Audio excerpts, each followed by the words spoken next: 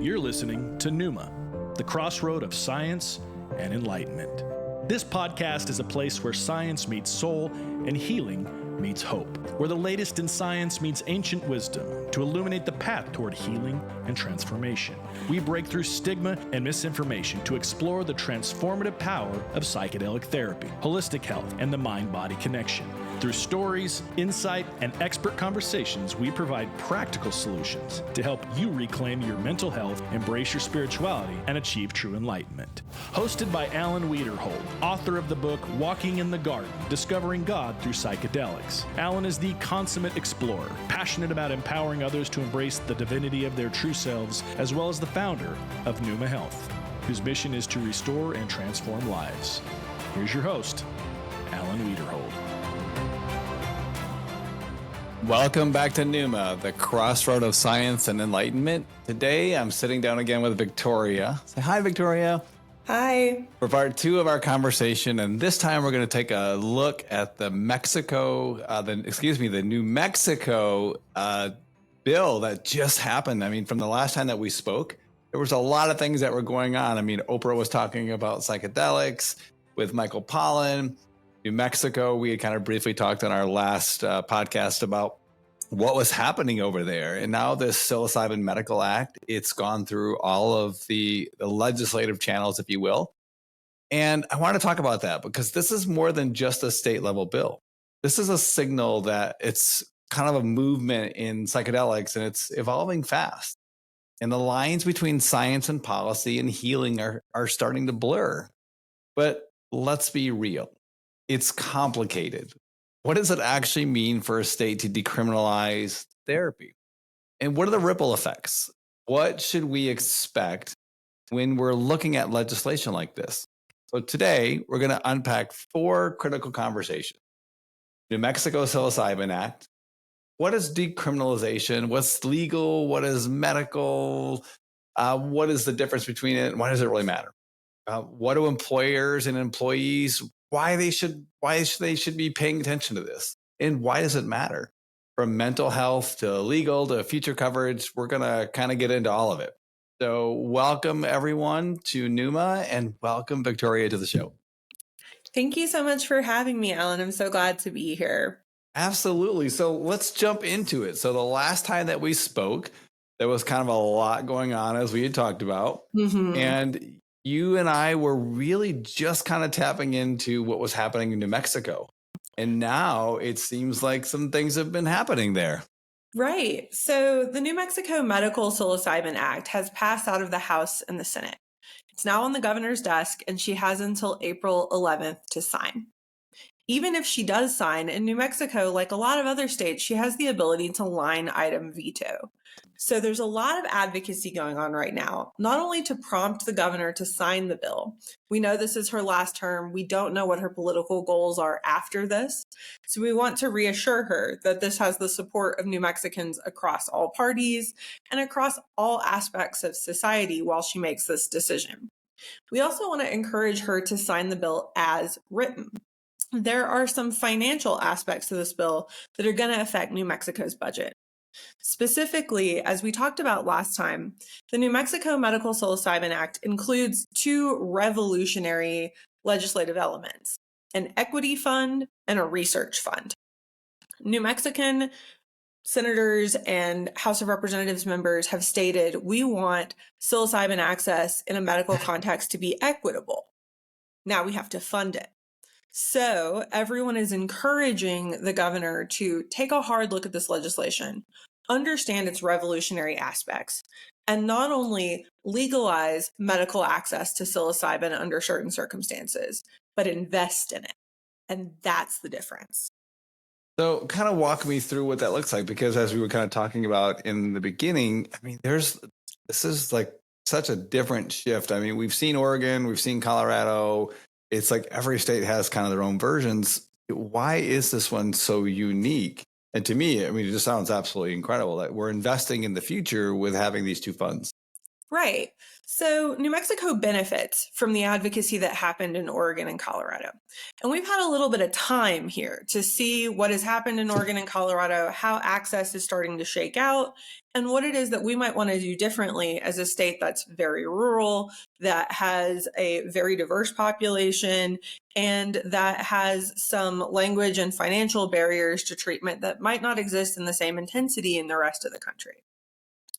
What we've done with the New Mexico Psilocybin Act is really acknowledge the reality of psychedelic assisted therapy in America right now. Currently, there are only 5 states under whom's Medicaid you can get ketamine assisted therapy covered. Let's talk about that a second, because Yes. I know we're kind of on a ketamine task force, and this is a conversation that's kind of near and dear to our heart. So, what 5 states are those, and what does that actually look like? Yeah. So if I recall correctly, it's Texas, it's Oregon, California, and then there are 2 others. Wisconsin just passed. Wisconsin, that's correct. And do you happen to recall the other I'm one? trying to remember what the last one was. So, listeners, if you want to chime in on this one, that would be perfect. Yeah, but there are only these 5, right? And it is notable that as 2 people in the psychedelics community and in this conversation, we have a hard time even recalling what the 5 states are because it's a very little used benefit. Having this covered under Medicaid means that under certain circumstances, certain providers who are offering authorized protocols can get reimbursements for offering that treatment. That's one of the only ways that someone can access psychedelic assisted therapy in America without having to pay out of pocket.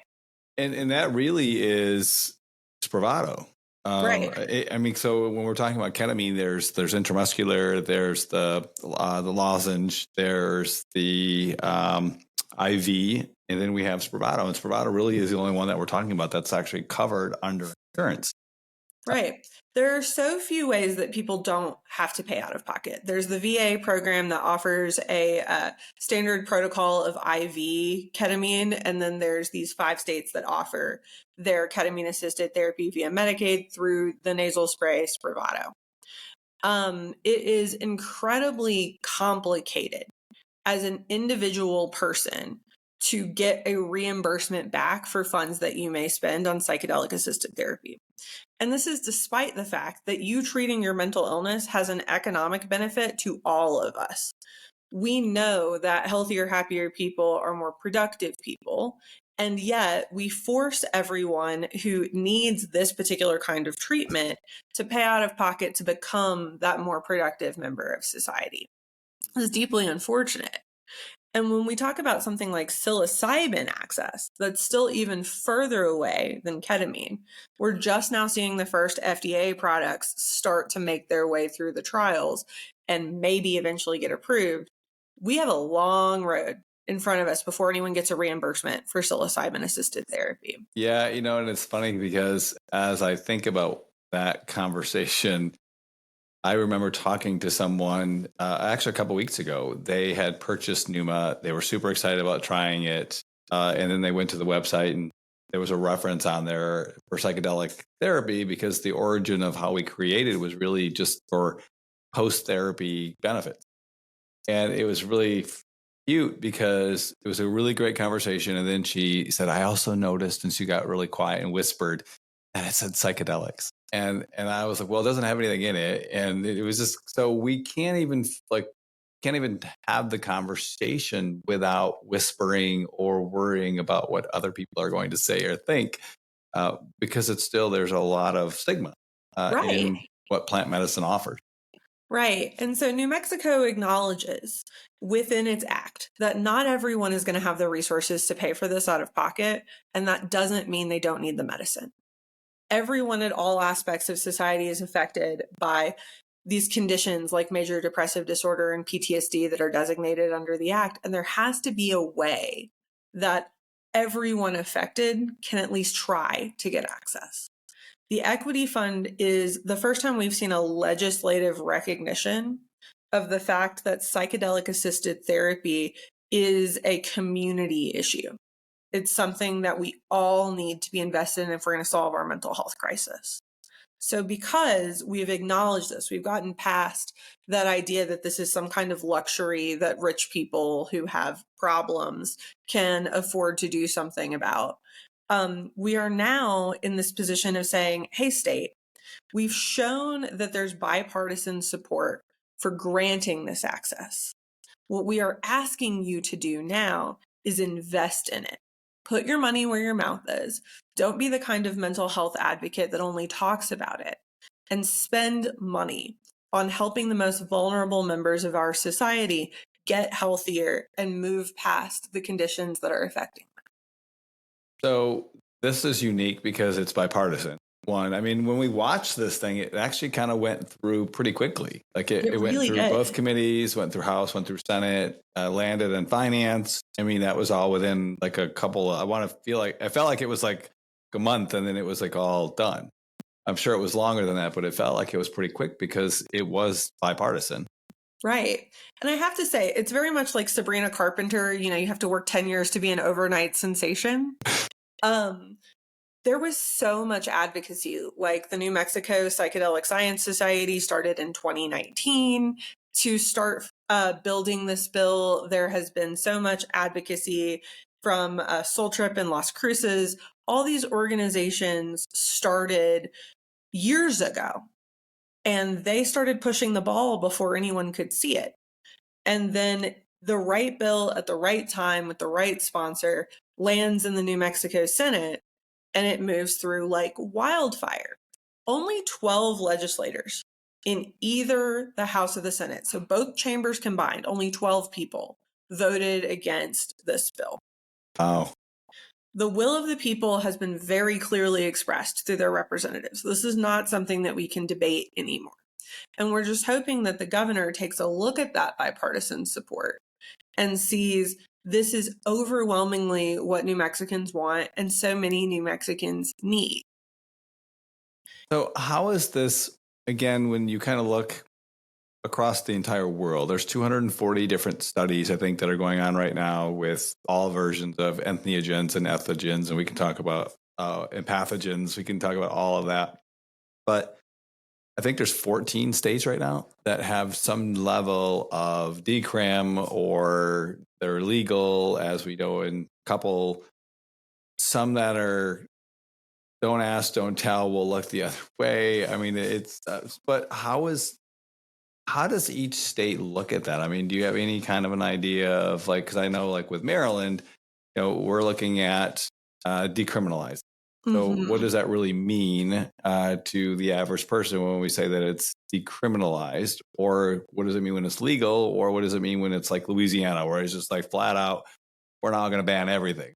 And then I think we even heard with Florida, like they're even going to ban the spores, which we can kind of talk about in a second. But I mean, what are your thoughts on what are each of these first? I guess let's go there first. Right. So there is a difference between decriminalization, legalization, and a medical model. What ends up happening when you decriminalize a substance is that you remove the criminal penalty for possession of, or sometimes even the sales of, depending on the state, that particular compound. So for you as a former prosecutor in Louisiana, somebody gets picked up, they don't even get picked up anymore. Like, so your docket just like went all the way down because we're just not going to criminalize. Right. I actually have some experience with this because I was a prosecutor when marijuana was decriminalized in the city of New Orleans. What we see with decriminalization is not that something is legal and it's totally fine to have and you can walk around with it everywhere. It's that the criminal penalty for it goes away. So you save all those prosecutorial resources and all those police resources. You stop having those community interactions that create so much negativity between the community and their government. But sometimes there is still a punishment involved here. Just because something is no longer a criminal act does not mean that you can't have like a civil fine for possession of it. For example, with a lot of the decrim movements in marijuana, what ended up happening when decriminalization went through in a specific city was that the police there were no longer picking people up for possession of marijuana, but they were issuing them a citation and they had to pay, a $25, $50, $100 fine. Decriminalization is a word that starts with advocacy that sometimes gets co-opted by forces in government to mean that we've just switched this over to a civil fine. And we as advocates have to be really careful when we talk about decriminalization instead of using the word legalization. Decriminalization is a great step. Getting people out of jail and out of being justice involved for these substances is a great step. But decriminalization does not mean legalization. And we have to be really careful when we look at our bills and our advocacy as we write it to make sure that when we are saying decriminalization, we're actually getting the benefits that we're looking for. Yeah, and I think that's important because from our last conversation, the ones who are hit usually the hardest with any kind of access or I guess lack of access to the legal system are really the segment of the population who can't afford legal representation anyway. And oftentimes, whether it be a fine, whether it be incarceration or whatever, it ultimately affects them. So even when you're talking about decriminalization, finding somebody who chances are probably don't have the money, it's very, very important that we really we identify that decriminalization is not legalization. You still will incur penalties. You will still incur costs that could be prohibitive to you. Right. And we have to be really careful because sometimes people use those two words interchangeably. There are a number of proposed decriminalization bills that are floating around the United States right now that are effectively legalization. And that's great, but we hear that word and we see it compared to things in other states and we kind of act like we're all making the same progress. And that's not necessarily true. When we say something has been legalized, what we're saying is that whatever is specified in that act, whether it's an amount, a substance, or both, is legal to possess. You cannot be punished for it civilly or criminally. You are acting within the bounds of acceptable conduct for society that you're in, and there is no enforcement mechanism that follows that. Decriminalization may still have an enforcement mechanism. It's just not a criminal enforcement mechanism. There's nothing on your criminal record. You can't go to jail. Legalization, there is no enforcement record anymore because you're acting in a legal manner. You're complying with the law. Then when we talk about the medical model, which is sometimes confusing for people, they see that a state has a medical program and think that means that something is decriminalized or legalized. Within a medical model, what the legislature or the government is doing is decriminalizing the possession and use of a certain thing or substance within very, very specific criteria. Most of them have some sort of licensing scheme where you are not committing a crime if you possess the substance with this license and use it under the rules that we have promulgated for you. Any other time that you possess this substance or use this substance in a way that's not specified under the bounds of the medical program, even if you have that license or even if you're a patient within it, it is still a crime. And that carve out of criminal liability, we've said this is not a crime under only these very specific circumstances, is most comparable for most people to something like self-defense. We all know that it's a crime to commit a battery, to walk up and punch somebody on the street. But let's say that somebody follows you out of a store and gets really close to you and you're at your car and then grabs your purse or grabs your bags, pulls you towards them, pushes you away, and you push back. In society, it's a crime for somebody to walk up and push another adult. But under those circumstances, it's not that you didn't commit the crime. It's that we've decided that that crime is not illegal. It's not a crime under those specific circumstances. So we can compare medical programs fairly easily to this idea that we all already understand. Medical programs are, just like self-defense, an exception to a rule that still exists. even though we have the exception.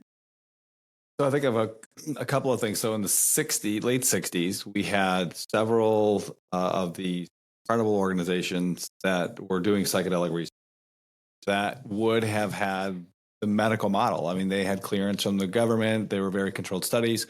I think of other programs like Sunstone Therapeutics, NYU, Robin Carhart Harris. I mean, they're all strictly doing this research.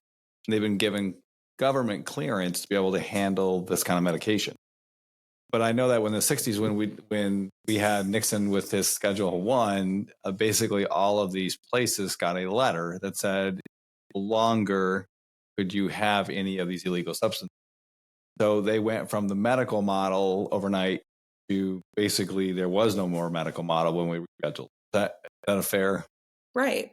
I will say that there is a difference between clinical trials and like a state medical model. A federal government or a state government might authorize a trial under a very limited circumstance to a specific person or group, whereas a medical model typically opens up that application for licenses to any qualified person within that geographic area. Like Colorado, like what we're seeing right now. Right. So they said they're going to have so many applications that they're going to consider, and that will be it. So. Right. So medical models are a little more open than what happened in the 60s with these very controlled licenses or clearances for trials. Those kinds of things still exist. The medical models are a little broader because they're opened up to market participants who can show that they're qualified and want to apply. That's great. But very similarly to what you're talking about, medical models are still subject to that same fragility.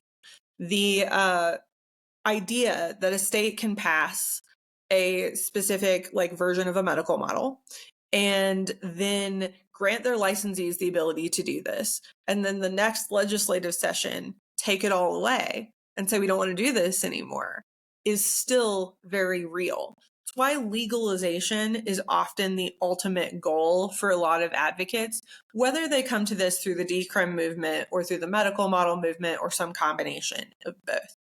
Ultimately, unless this is your free conduct, and you can go to your doctor and have this conversation regardless of who that doctor is and make the decisions that are right for you, there is still fragility to your access. And we have to be very aware of that. So in the New Mexico case, with the passage of this, knowing that this is the governor's last term, could this change at the end of her term? Or is this something that is going to stay in Mexico through this current legislation? So this is planned to last for a very long time, and it's set up to be very stable. Right now, when we talk about this being the governor's last term, we're really talking about, is she going to sign this? Is this going to be part of her legacy? We don't know what her political aspirations might be after this, or her career aspirations might be after this. And she has, a lot of life to live. She's been an excellent governor. She's got a great reputation. She's got a lot left to go. How she sees positioning herself after being the governor might influence whether or not she signs or effectively desk vetoes, meaning just allows the time to pass this particular bill. She also might want to have some sort of financial legacy when it comes to how she leaves New Mexico's budget. So whether or not she line item vetoes things like the equity fund or the research fund may be influenced by these things we cannot know. She might be leaving politics forever. She might run for president. But given that amount of variability, we as advocates can't let up. We've got to keep calling the governor's office and sending these emails and saying, you want this to be part of your legacy. So many people have put their lives, careers, reputations on the line to get this to your desk. Why did they do that? And we invite you to consider that. If this passes and she signs it into law, the program will not start seeing patients probably until March of 2028. Okay. So I expect we're going to see several legislative sessions pass with no activity or very little activity on the medical side of psychedelics. I expect, or I predict, that most legislative activity we see will be on the decriminalization side of psychedelics between now and the institution of the program. When the program becomes instituted and we start seeing patients, I think that's when we might see some tweaks to the program, or we might see the program evolve and take on a new form. Yeah, I think I remember hearing some number. I think it was a year and a half ago. We need about 100,000. Should this all become legal tomorrow, like we would need 100,000 new either social workers or people to come into this program like the next day in order to create an infrastructure that was even worth at the most basic level for having this type of assisted therapy. So I can see why, if we're talking 28, we're trying to build an infrastructure here for New Mexico and for the New Mexicans to have some baseline of what that's going to look like. Is that probably inaccurate? Yeah, exactly. We want to have a clear licensing scheme so that if you're a provider and you want to join this network, you know what your requirements are and how to apply. We also have to build up the infrastructure because all of this product will be grown in New Mexico for producers and growers. They have to know what their licensing looks like. They have to know what treatment protocol they're trying to meet so that they can refine their spores and their fruiting bodies to meet with the requirements of the program. Whenever you have a medical model, you're going to end up with a really specified idea of what can be used within that program for any substance. With ketamine, this is really easy. We know exactly what it is, but there's significant variance in anything that's a grown out of the ground kind of natural product. So when they're going to be defining down what it means to be a grower that participates in this program and what kind of testing has to be done on your fruiting bodies to be able to use them within the program, that infrastructure has to be built up too. None of this product can cross state lines without violating federal law.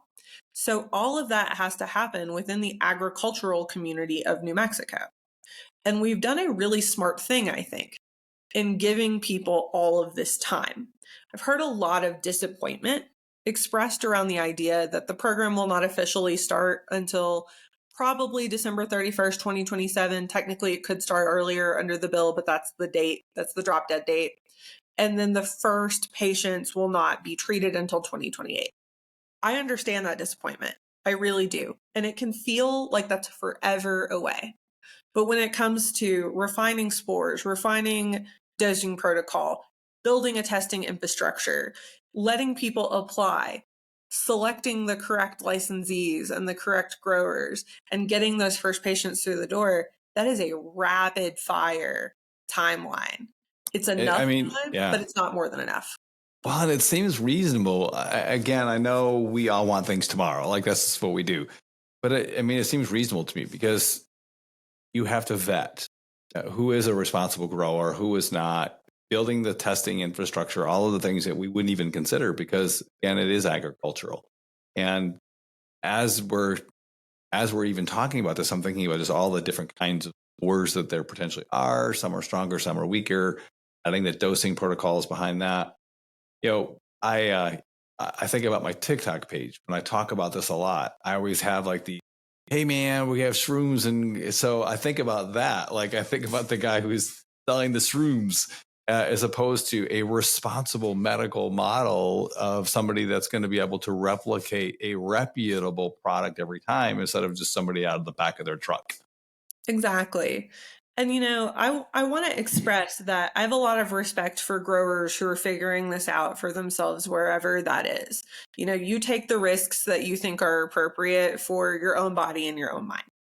But for me, as a lawyer and as someone who's interested in protecting market participants and seeing this grow in a legal way so that there's some stability for people, I have to look at this and say the agricultural component of this is going to make or break the program.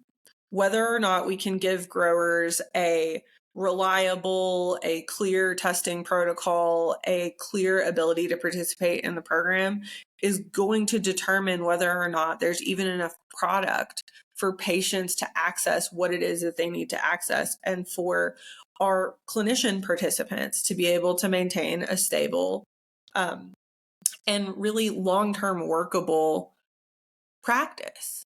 We have to think about the agricultural elements of this first and allow people to get to a point where they can meet that level of production.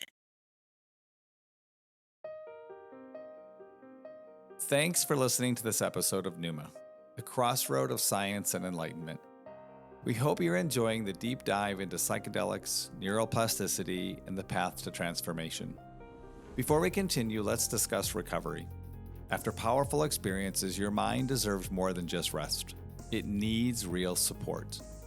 That's where Pneuma Hydrate comes in. Formulated with GABA, taurine, inositol, magnesium, and more, Pneuma Hydrate is designed to help your brain recover faster and support neuroplasticity, giving you the clarity and the energy to fully embrace your journey. Fuel your recovery and elevate your mind with Pneuma Hydrate. Check out pneuma.health to learn more. Now, enjoy the rest of the episode. And again, I kind of think back to, and we talked about this in our last episode about cannabis. I feel like there were a lot of states where we just said, yeah, all right, we're going to open the doors. And then you had some guy in the tent with a green card who would just sell you for $50 a card, and then you can just go and buy his.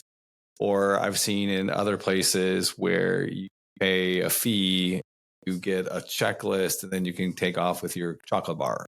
So when we're talking about this, it never really occurred to me how important, like, combining all of these other, like, agriculture, like, that's something that we wouldn't really even think about, on how that was important to make or break this model, and making sure that they even have enough growing, enough testing protocols, to make it, again, reputable and able to be replicated over and over again, but having that done consistently. Yeah, I'm sure you've seen the stories out of New York and New Jersey's cannabis markets recently, where people have purchased, as kind of secret shoppers, different product at different dispensaries and tested it and found that it may be contaminated with mold. It may not have the levels of THC that are advertised or the terpenes that are advertised. And you've also seen a lot of product that very much looks like it is not from those two areas. It is pretty easy to tell when an agricultural infrastructure is not as built out as it needs to be. And we're all going to have those growing pains, and we're all going to make those mistakes. But here in New Mexico, we have time. We have an opportunity to test this product multiple times before it ever goes to a patient or is sold to a provider. We have a lot of ability to refine within this Department of Health and Medical Psilocybin Advisory Board partnership that will exist. What spores we want used, what we want that whole fruiting body to look like, what the dosage protocol is. They've discussed this as a whole mushroom dosing protocol. So I suspect that we will get really specific about what spores those are, which flush it is, what your substrate is, et cetera, et cetera. And I'm really excited to see the state of New Mexico invest in growers.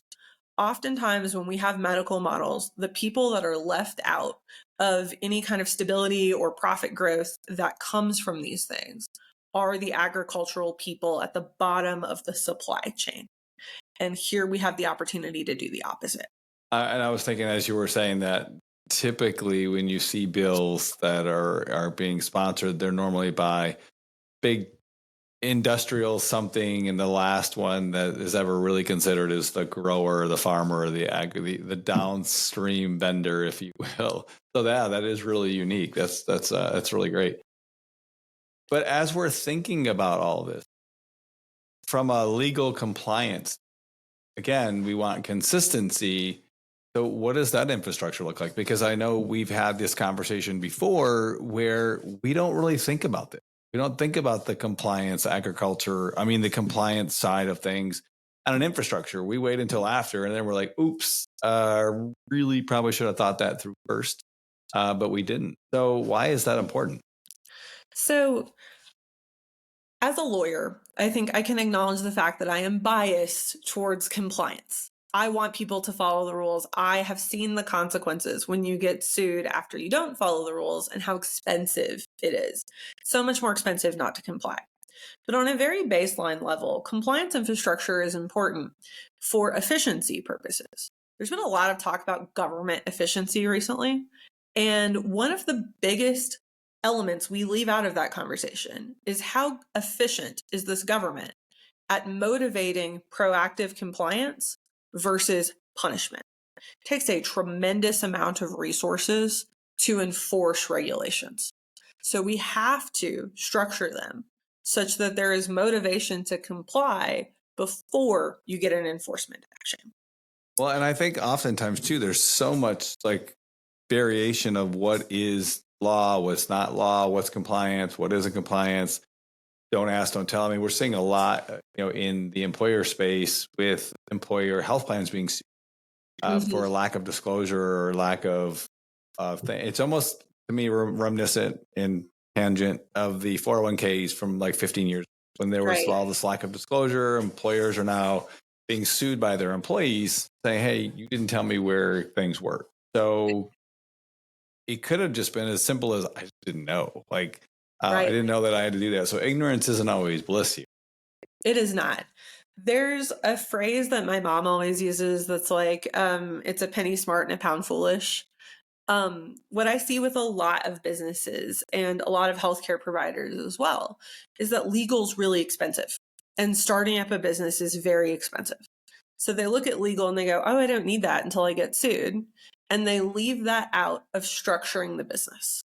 And when you're a provider or a business person who has a million things on your plate, structuring the business to meet those particular skills that you have allow you to provide the most care to patients, allow you to make a great product and get a good profit off of it, often is something you're very good at. And something you might not be really good at is figuring out how to do that in a way that builds compliance into the way that you run your business or practice. It's kind of like insurance. Right. It's one of those things that you hope that you never have to use, but it's essential to have. Right. And so when you don't make that investment early on and build your business in a way that's compliant, what ends up happening is things are fine for a while, and then inevitably things are not fine. And when things are not fine, fixing that mistake, defending that lawsuit, paying those clawbacks to your insurance, whatever it is inevitably way more expensive than that initial legal or consultant or combined legal and consultant bill that you would have had at the beginning that seemed so insurmountable. I always tell people you want to pay for that relationship early on that builds your business in a compliant way, because you do not want to find out what people's litigation billable hour rate is. And oftentimes, I mean, from an employer standpoint, a lot of these are corporate attorneys that are either, they're not even billable. They're just like in-house corporate counsels who can just do this for as long as they need to. It's just part of the cost of doing business. Exactly. That's why my firm has shifted to a primarily fractional general counsel option. There are so many businesses in this space that really need a lawyer on staff. They have enough legal need, they need a lawyer on staff. They do not have that kind of capital. And that is completely understandable. A lot of people are coming in pre-revenue, or they're coming in with some debt to start this business. And we understand that. You can't hire a lawyer and pay that salary initially.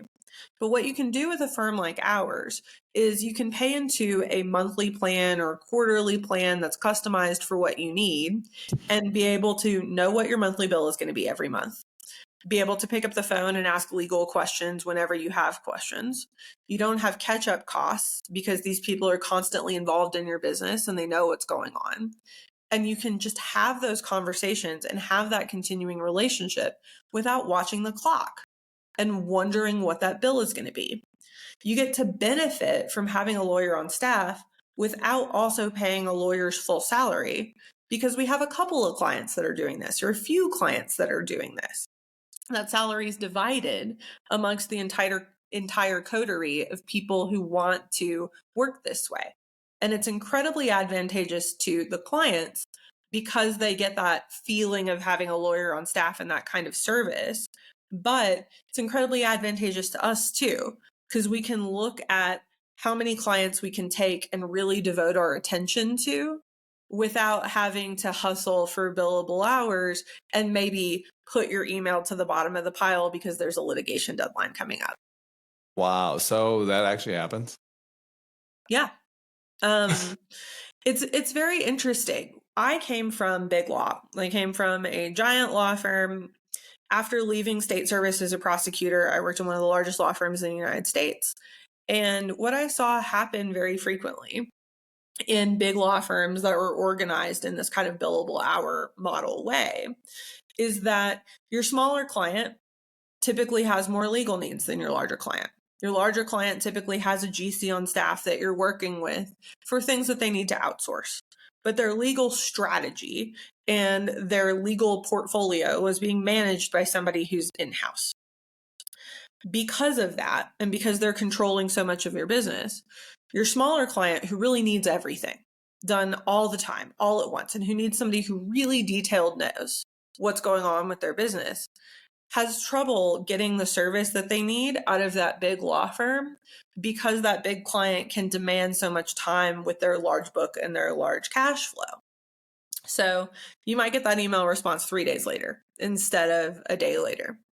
With the fractional general counsel model, I and the other women in my firm can look at our book and see, like, okay, how many people am I promising myself to be this fractional general counsel for?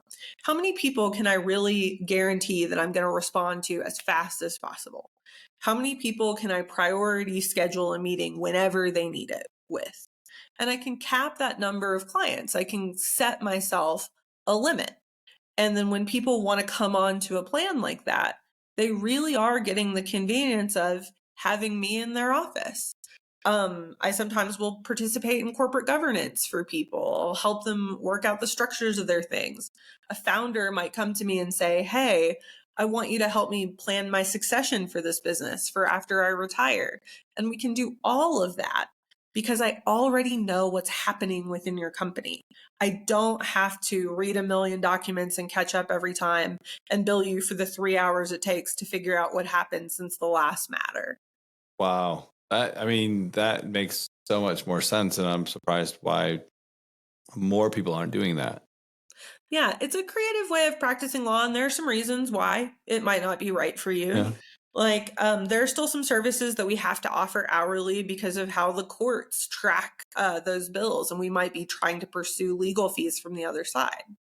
There are, big law firms that are primarily working with insurance companies that have an entire infrastructure built around that hourly bill.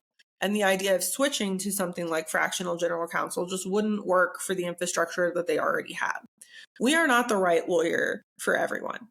But for the business that really does need a lawyer on staff, but isn't there yet and is trying to fill in that gap between the need developing and the time when you can really support someone 24/7, fractional general counsel is a great option.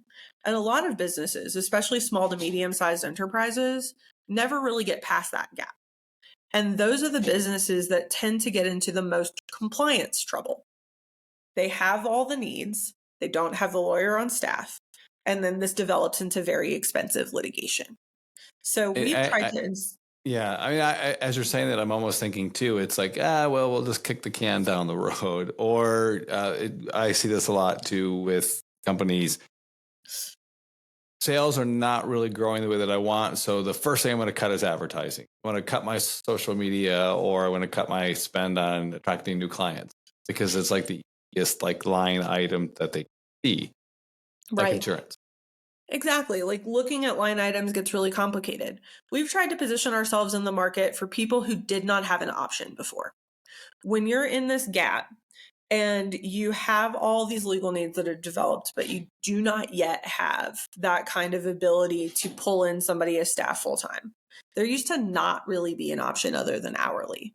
You had to go with individual matters. You had to quote multiple people and try to find something that you could afford. And that was really the limit. There wasn't another option for you. We have at this point positioned ourselves such that there is another option. And because there is another option, we are finding that people can grow better, can do better, and can be more effective for what it is that they need. Awesome. So now let's go back to, lastly, the employers. So this is a gigantic step forward in mental health. So when I think about this, I always put on my insurance hat because I had done this for 30 years. How is this going to be different in New Mexico for employers? Like, from a mental health perspective, we know, and I just saw you had posted the veteran survey yesterday, and just looking at the numbers, while they're going down, it's still the suicide rate among veterans is astronomical. And same for, non-VA, non-veterans in the survey. How are employers going to look at this potentially different in New Mexico? And go, more importantly, how do we think about this from an employer perspective down the road? Like, we know that we've already talked about Colorado and Oregon are illegal. We've got other states that are considering versions of this. But how do we as an employer, how do employers look at this? I'm so glad that you asked this question. It's incredibly timely, especially considering a recent decision we just saw about the ADA. We have a very, very recent case that just came out in which a plaintiff was fired by their employer for their participation in a medical marijuana program.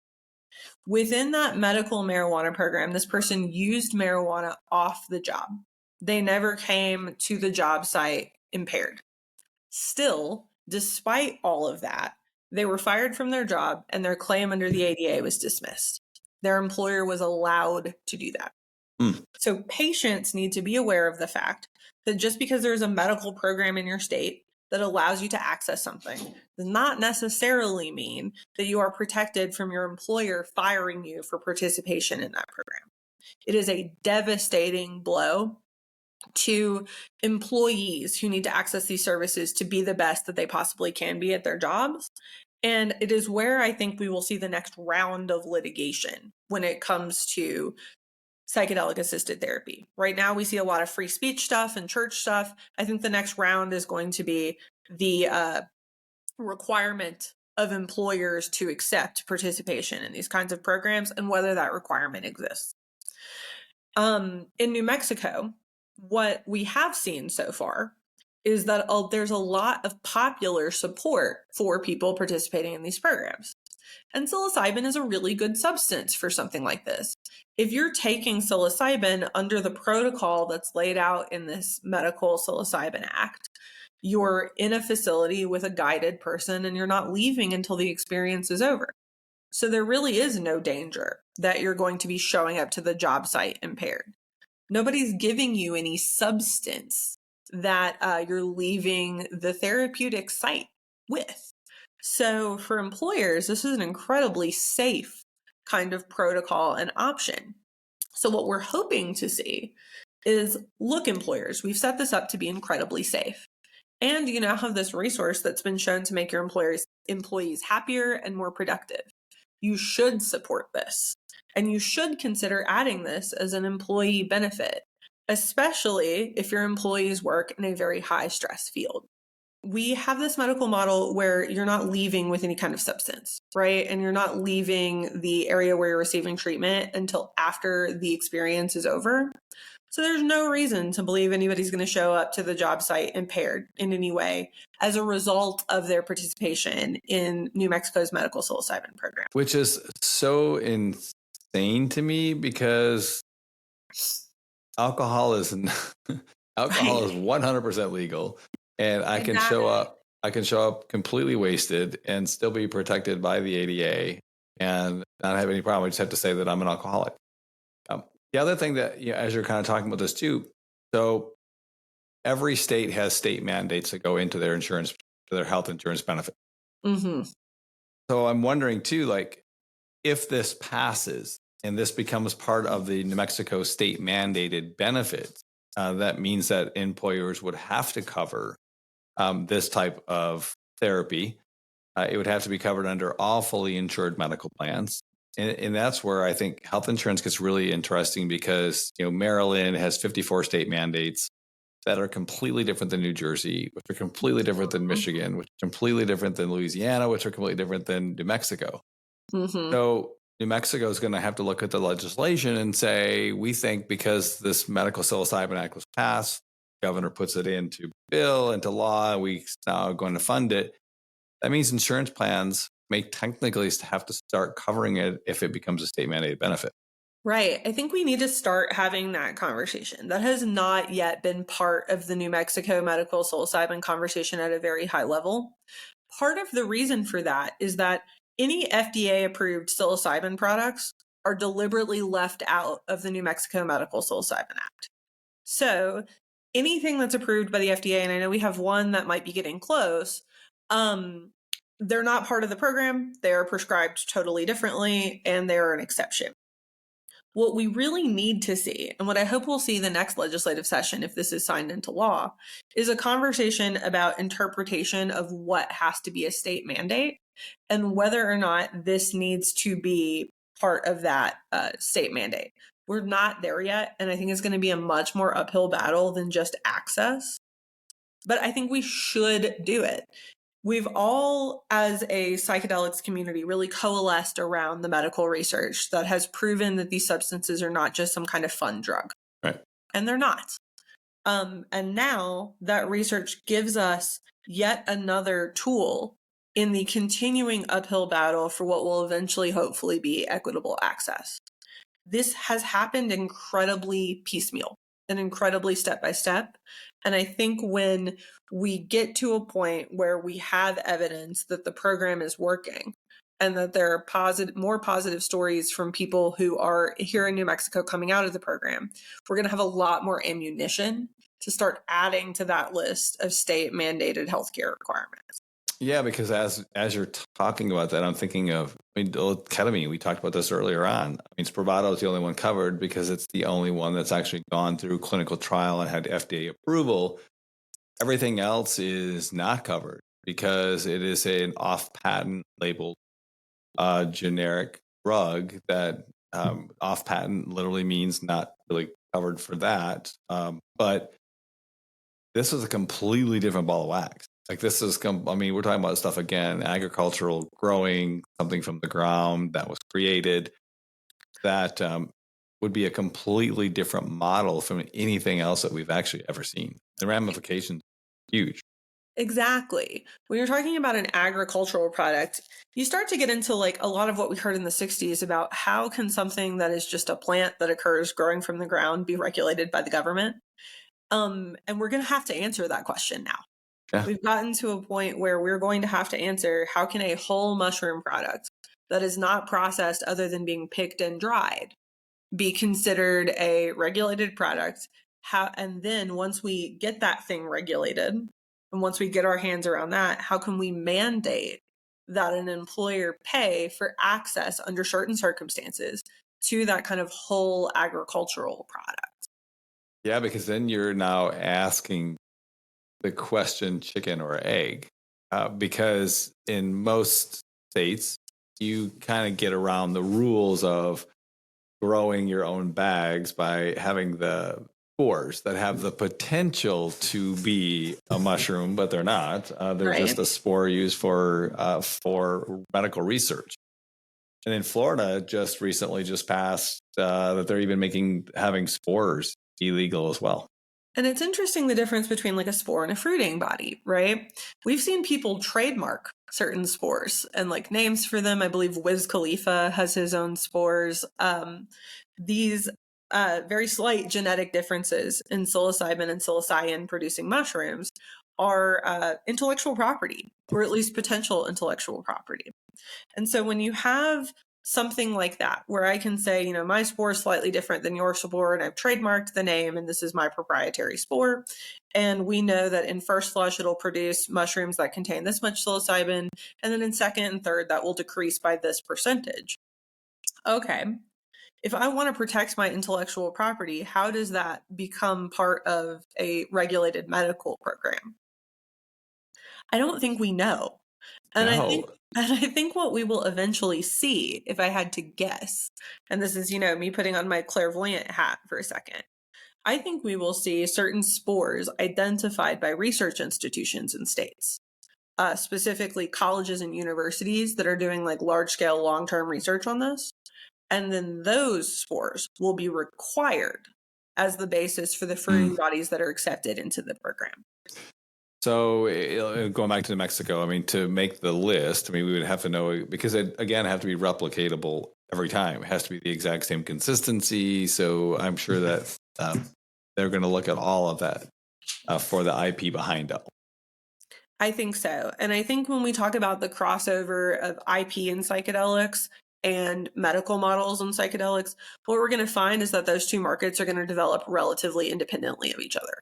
Definitely. And then, again, I think back to the insurance side of this, because for an insurance company, whether it be a state mandated benefit or not, there has to be some level of FDA compliance, unless it's a self-funded employer plan.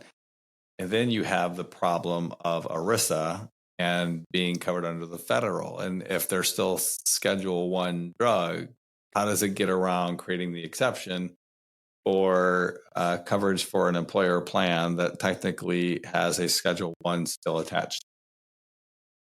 I think that is going to be incredibly complicated. And I think that's why also we're seeing some of these psilocybin-based products be fast-tracked through the FDA. Because I think that the FDA is very aware that there's a lot of interest in access to these substances, and the body of research is becoming too looming, too large to ignore.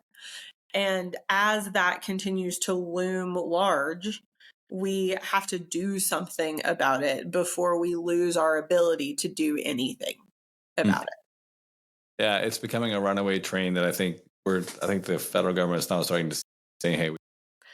I hope so. I hope we're at a point where people are starting to realize that this is not an avoidable conversation anymore, and that insurance has such a terrible perspective throughout so much of society, especially health insurance. I mean, look at the Luigi Mangione case and how many people showed up to support Luigi Mangione, despite it being absolutely clear what happened in that particular circumstance. That is, I think, an indictment on the public perception of health insurance companies at this point. And with psychedelics being so overwhelmingly popular, health insurance companies are in this position where they have a very clear, easy way of improving their reputation and improving, kind of societal buy-in into the insurance system overall, but are having to do so within a very slow-moving federal context. And I think making those kinds of business decisions, especially when you're talking about paper that's not held in the United States and may have all kinds of other cultural and social risks attached to it, it is going to be interesting. Very interesting.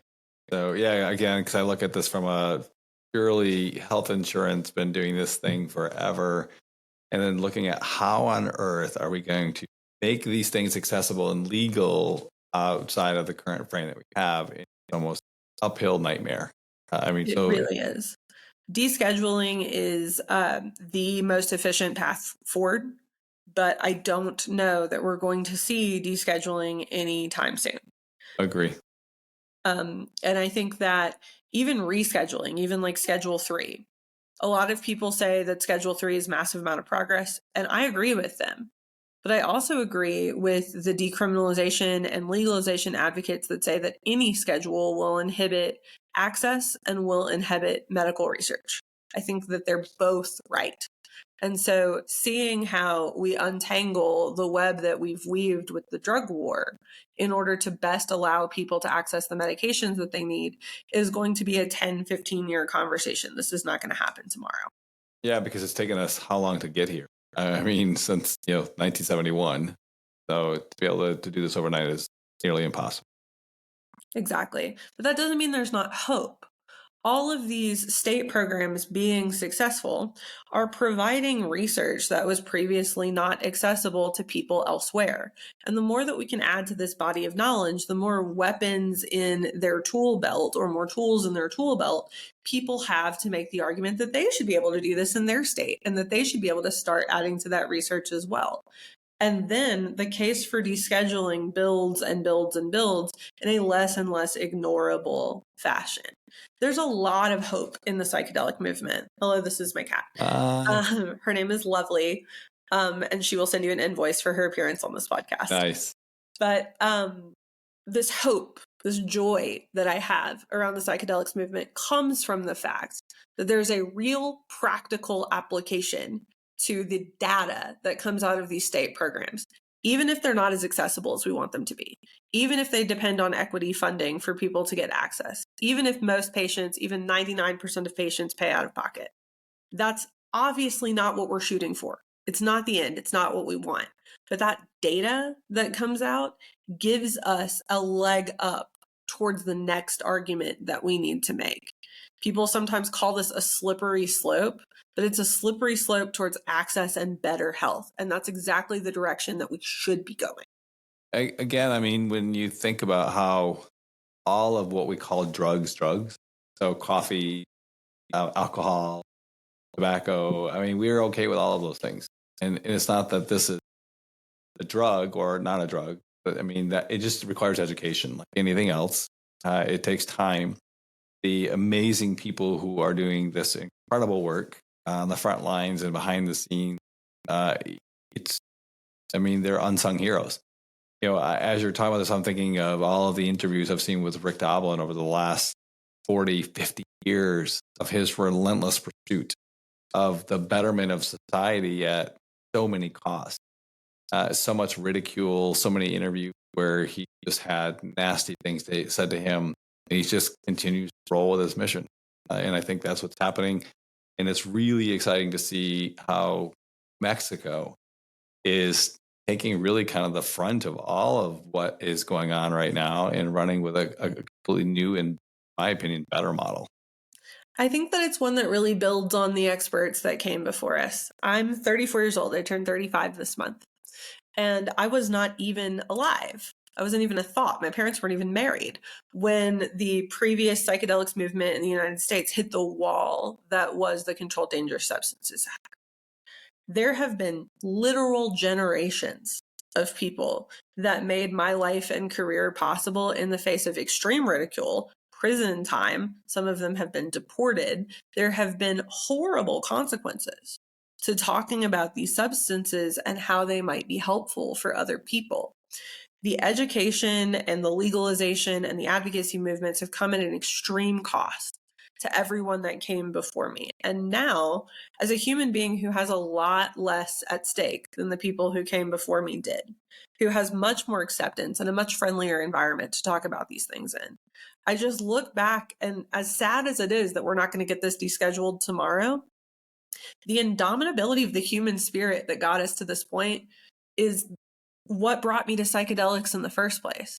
We are surrounded by so many kind, intelligent people who refused to back down and who said that human beings can have a better life and they don't have to suffer like this.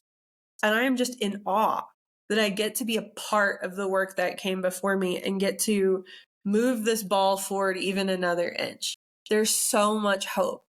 And for business owners, there's so much growth too. We've seen the global psychedelics market triple in the past 2 years with projected growth, year over year of doubling by up until 2030.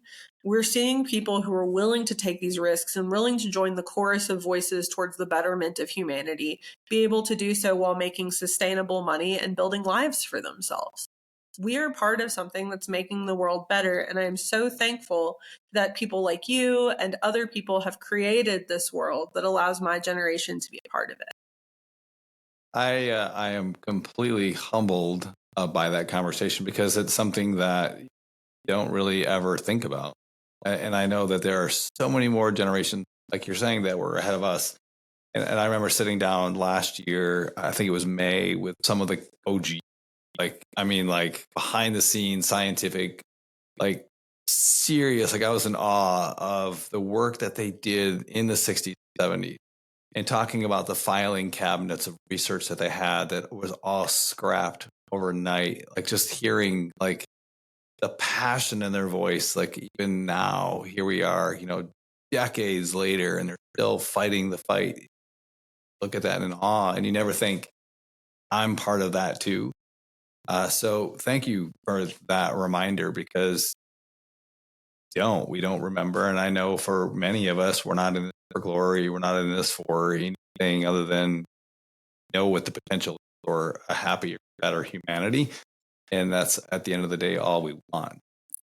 I try to remember this phrase that is chanted in certain Zen Buddhist services that I've been a part of, that so as they were Buddhas and ancestors, we will become Buddhas and ancestors.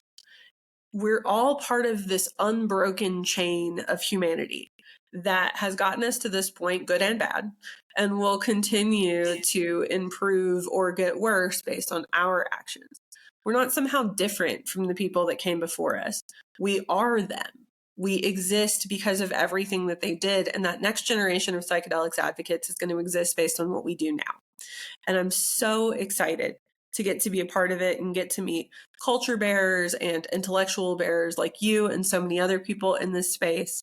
And I think that I want this conversation to be representative of both the challenges and the extreme hope and potential that exists in this space. Just because it's complicated doesn't mean we won't get it done. Agree. I love that. And I couldn't have said that better myself. And thank you again for your wisdom, for just being you. Like I've enjoyed our conversation offline as well as on our show, but you have brought such different perspectives. I think what is being done in New Mexico in the way that you're able to just look at where you started. Like, I mean, just like when I think about you being a prosecuting attorney and then coming to the other side and bringing that depth of knowledge, and how it, right. I mean, it takes a community, it takes a village of all of us just to wake up and remember who we are so that we as a can actually move forward in whatever healing looks. Absolutely. I'm so glad to be a part of it. And thank you for having me on the show. So get involved. I normally don't close shows like this, but I felt compelled today that there are so many conversations that are happening all over the country, all over the world. Intellectual conversations of those who are trying to pick up the pieces of whatever their lives look like, whether that be depression, whether that be trauma. There's room in this space for all of us. And I always go back to, I had a conversation with somebody that I really endear to a couple of years ago, and she pointed her finger at me, said, "You're everything that's wrong with this industry." And I looked at, and I go, "What do you mean?" She says, "When people like you wake up, it's an incredible thing. There'll be people behind you who may not have the same intention." I disagree with that now. I think because just as what you're saying, we're all in this together, good, bad, indifferent. We get to take this opportunity to be able to take what we've learned, pass the torch to the next one, very same as the ones who passed to us. And we take those experiences and we learn with them. And that's why I created the show. That's why I have conversations like this week with people who are doing great things, people who want to be able to educate from their perspective. Again, I've never really believed in the construct of good or bad. I think there only is. We look at what is bad. We have to look at that from where that lens of programming comes from. It's from our churches, religion, governments, neighbors, doesn't really matter. But I think asking the question as a community, and I didn't say society, I said a community, because it doesn't matter red, blue, where you live, economic, we're all. And asking the right question, what I can do to advance healing forward, is more important than any of the other things. Figure those things out as we progress. But I felt compelled to say that today. To Alan Wiederhold, this is Uma. And if you enjoyed the show, please like, subscribe, tell a friend. We continue to make this show possible just because we're passionate about healing and again about community. So this is Alan. Thank you. Thanks.